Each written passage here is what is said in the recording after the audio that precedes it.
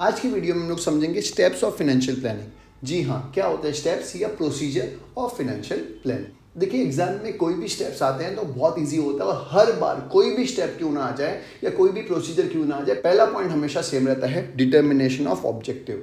जी हाँ, financial planning में भी फर्स्ट पॉइंट वही होगा, डिटरमाइनिंग फाइनेंशियल ऑब्जेक्टिव, कि हमारा ऑब्जेक्टिव क्या है। अगर मेरा टारगेट पहाड़ पे चढ़ना है तो मेरे को पहले पता होना चाहिए ऑब्जेक्टिव क्या है, क्यों चढ़ रहा हूँ, क्या है मेरा ऑब्जेक्टिव। तो सबसे पहला होता है डिटरमाइनिंग ऑब्जेक्टिव, कि फाइनेंशियल प्लानिंग हम लोग क्यों कर रहे हैं। सबसे पहला आता है क्यों, what is the objective behind financial planning. तो फर्स्ट पॉइंट क्या हो गया, डिटरमाइनिंग फाइनेंशियल ऑब्जेक्टिव। दूसरा, रिव्यू ऑफ प्रॉब्लम्स। देखिए कोई भी काम करना आसान तो होता ही नहीं है। अगर हमको एक स्टैंडर्ड सेट किया है, अगर वो टारगेट को अचीव करना है तो वो अचीव करने में हमको दुनिया भर की प्रॉब्लम्स आने वाली है। तो देखो कौन कौन सी प्रॉब्लम्स आएगी, रिव्यू करो। क्यों, जब तक आपको पता ही नहीं है, जब तक आप रिव्यू नहीं करेंगे कौन कौन सी प्रॉब्लम्स आने वाली है, तब तक उनका सोल्यूशन कैसे ला पाएंगे। डॉक्टर भी सबसे पहले देखता है कि क्या प्रॉब्लम है, क्या दिक्कत है, उसके बाद ही इलाज कर सकता है। जब तक हमको दिक्कत नहीं मालूम पड़ेगी तब तक उसका सोल्यूशन नहीं आ सकता। तो अपने ऑब्जेक्टिव को अचीव करने के लिए कौन कौन सी प्रॉब्लम्स आने वाली है कंपनी को, वो रिव्यू करना, ये हमारा सेकंड स्टेप हो गया। एक बात याद रखिएगा, कभी भी जब हम लोग स्टेप्स याद कर रहे होंगे या लिख रहे होंगे तो हम लोग ऑर्डर चेंज नहीं कर सकते। तो पहला स्टेप हो गया डिटरमाइनिंग ऑब्जेक्टिव, दूसरा आ गया रिव्यू द प्रॉब्लम्स, तीसरा एस्टिमेट कैपिटल रिक्वायरमेंट। देखिए अगर कोई भी प्रॉब्लम होगी तो उसको सोल्यूशन लाना पड़ेगा और सोल्यूशन फ्री में तो नहीं आएगा।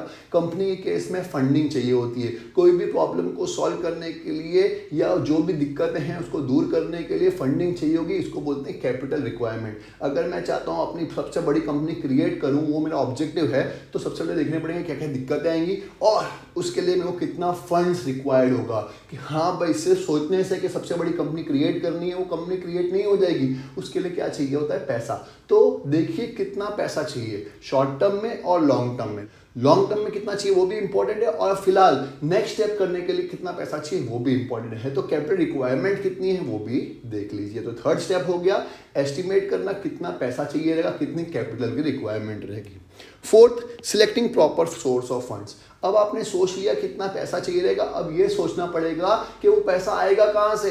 कंपनी क्या इशू करेगी, इक्विटी इशू करेगी, प्रेफरेंस इशू करेगी, डेट इशू करेगी, या लोन ले लेगी, या अपने रिलेटिव्स के पास जाएगी। मैं और आप, हम लोग इक्विटी इशू नहीं कर सकते क्योंकि हम लोग कंपनी नहीं है। तो हम लोग कहाँ से पैसा लेके आएंगे, क्या किसी से लोन लेंगे, क्या बैंक के पास जाएंगे, एंड सो ऑन। तो सोर्स ऑफ फंड डिसाइड करना, कि आपने ये तो सोच लिया कितने पैसों की रिक्वायरमेंट है, अब ये सोचिए कि वो पैसा आएगा कहाँ से। तो चौथा क्या हो गया, सोर्स ऑफ फंड्स। पांचवा, जहां से सोचा अब लेके आओ।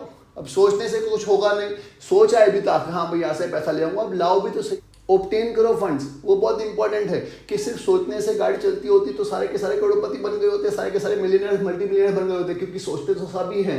लेकिन अब जहां से सोचा है वहां से देखो कि वहां से फंड्स आएगा कि नहीं आएगा, अगर आ रहा है तो ऑब्टेन करो।